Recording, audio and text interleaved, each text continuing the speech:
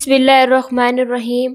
اسلام کی تاریخ میں اگر ہم ان شخصیات کا تذکرہ کریں جنہوں نے دین حق کی بنیاد کو مضبوط کیا، حق و عدل کی حفاظت میں اپنی جان نچھاور کی اور علم حکمت کے دریا بہا دیے، تو ان میں سب سے نمائندہ نام حضرت علی بن ابی طالب کا ہے۔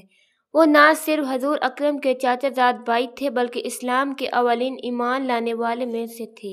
آپ کی ذات گرامی علم، شجاعت، عادل ذات اور حکمت کا حسن امتزاج تھی۔ تاریخ کے صفحات گواہ ہیں کہ حضرت علی نے اسلام کے ہر دور، چاہے وہ مکی دور ہو یا مدنی دور ہو، دور خلافت راشد ہو یا آپ کی اپنی خلافت، بے مثال خدمت انجام دی۔ حضرت علی کا ذکر کرنا دراصل اسلامی عدل، حکمت کی تاریخ کو بیان کرنا ہے۔ آپ کی زندگی قرآن کی عملی تفسیر تھی۔ آپ کا کردار حضور کی سیرت طیب کا آئینہ دار۔ آپ کے علم تقویٰ کا یہ عالم تھا کہ رسول صلی اللہ علیہ وسلم نے فرمایا، میں علم کا شہر ہوں اور علی اس کا دروازہ ہے۔ یہ قول مبارک اس حقیقت کو ظاہر کرتا ہے کہ حضرت علی صرف ایک مجاہد نہیں بلکہ ایک عالم ربانی، فاضل، قاضی، دانشور ملت اور رہبر عدل تھے۔ حضرت علی کا پورا نام علی بن ابی طالب عبد المطلب بن ہاشم ہے۔ آپ قریش کے معزز ترین قبیلے بنو ہاشم سے تعلق رکھتے تھے، وہی خاندان جس میں رسول اکرم صلی اللہ علیہ وسلم پیدا ہوئے۔ آپ کے والد محترم ابو طالب حضور کے چچا تھے، جنہوں نے زمانہ طفولیت سے لے کر نبوت کے ابتدائی دور تک رسول اللہ کی حفاظت سرپرستی کی۔ آپ کی والدہ محترمہ فاطمہ بنت اسد تھی، جو اپنی نیکی، تقویٰ اور رسول سے محبت میں ممتاز تھی۔ حضرت علی کی ولادت مکہ مکرمہ کے اندر کعبۃ اللہ میں ہوئی۔ یہ وہ شرف ہے جو کسی اور کو حاصل نہیں۔ تاریخ نگاروں نے لکھا ہے کہ 13 رجب 30 عام الفیل کو فاطمہ بن اسد بنت اللہ میں داخل ہوئی اور وہیں حضرت علی کی ولادت ہوئی۔ یہ واقعہ تاریخ اسلام میں ایک عجوبہ ہے جسے اہل مکہ نے اپنی آنکھوں سے دیکھا۔ اسی نسبت سے آپ کو مولد کعبہ کہا جاتا ہے۔ حضرت علی کی تربیت براہ راست اللہ رسول کے زیر سایہ ہوئی۔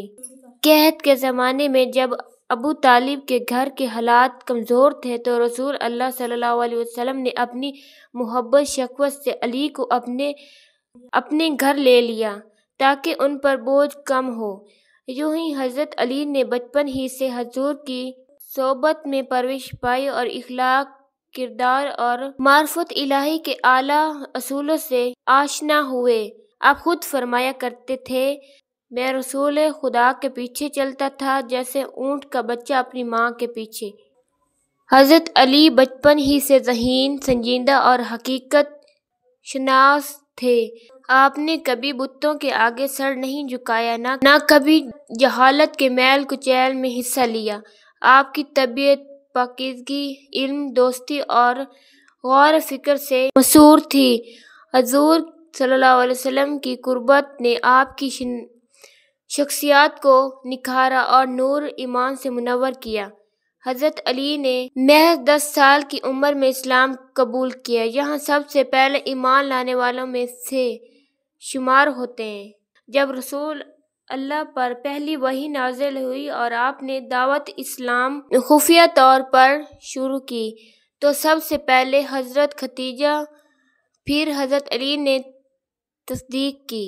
آپ نے نہ جھجک دکھائی نہ سوال کیا بلکہ فرمایا، میں اس خدا پر ایمان لایا جس پر میرے چچا زاد بھائی ایمان لائے ہیں۔ یوں حضرت علی اسلام کے پہلے نوجوان مسلمان قرار پائے۔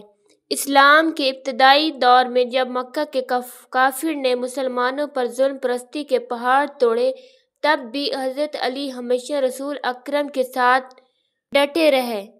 دار رقم میں ہونے والی خفیہ مجالس ایمان میں وہ موجود رہتے، جب کافر قریش نے حضور کے گھر پر حملہ کرنے کا منصوبہ بنایا تو حضرت علی نے ہجرت نبی کی رات حضور کے بستر پر سو کر اپنی جان کو خطرے میں ڈال دیا۔ یہ واقعہ ایمان، وفاداری اور قربانی کی ایک عظیم مثال ہے جسے لیلۃ المبیت کہا جاتا ہے۔ قرآن نے بھی اس قربانی کو یوں سراہا۔ اور لوگوں میں سے کچھ ایسے بھی ہیں جو اللہ کی رضا کے لیے اپنی جان بیچ دیتے ہیں۔ حضرت علی کی ابتدائی زندگی کا مطالعہ ہمیں یہ سکھاتا ہے کہ ان کی شخصیت آغاز ہی سے نور ایمان، صداقت، شجاعت اور علم سے مزین تھی۔ ان کا بچپن عام نہیں تھا۔ وہ رسول اکرم صلی اللہ علیہ وسلم کے زیر تربیت ایک ایسے مثالی انسان بن کر ابھرے جو آگے چل کر اسلام کے عظیم سپہ سالار، جیج خلیفہ عالم بنے۔